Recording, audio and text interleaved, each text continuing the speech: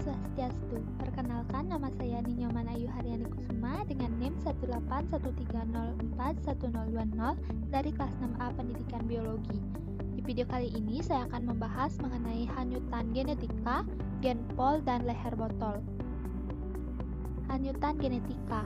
Hanyutan genetika atau insert genetika merupakan perubahan frekuensi alel dari satu generasi ke generasi selanjutnya yang terjadi karena alel pada suatu keturunan merupakan sampel acak. Hanyutan genetika dapat mengeliminasi beberapa alel dari sebuah populasi hanya karena kebetulan saja. Bahkan pada ketiadaan gaya selektif, hanyutan genetika dapat menyebabkan dua populasi yang terpisah dengan struktur genetik yang sama menghayut menjadi dua populasi divergen dan sel alel yang berbeda.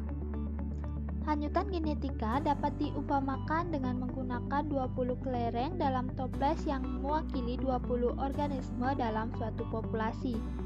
Setengah dari 20 kelereng tersebut berwarna merah dan setengahnya lagi berwarna biru.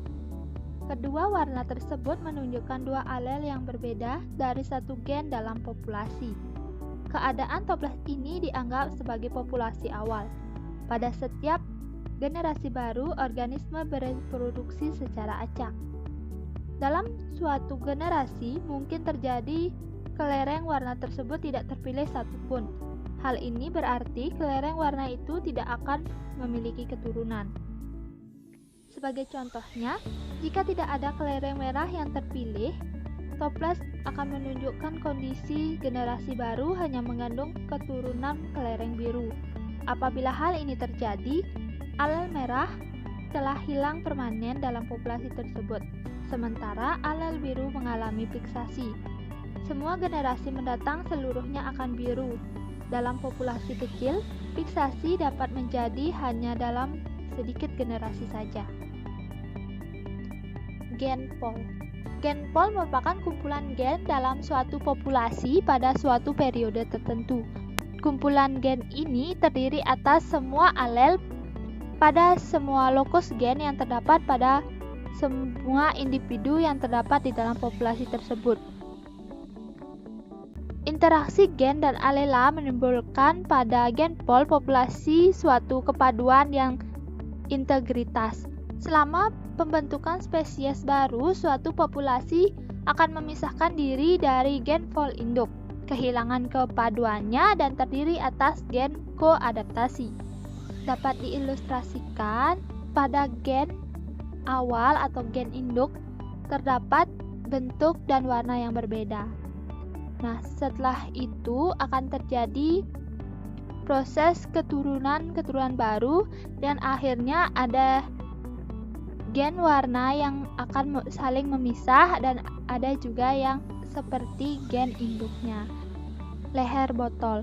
Leher botol genetik adalah suatu kejadian evolusi, demikianlah keadaannya persentase banyak individu dalam suatu populasi ataupun spesies yang mati ataupun tidak dapat menjadi bertambah sempurna biaknya.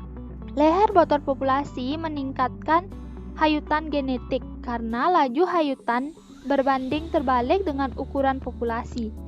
Leher botol populasi juga meningkatkan perkawinan sekerabat oleh karena penurunan banyaknya pasangan yang mungkin terjadi.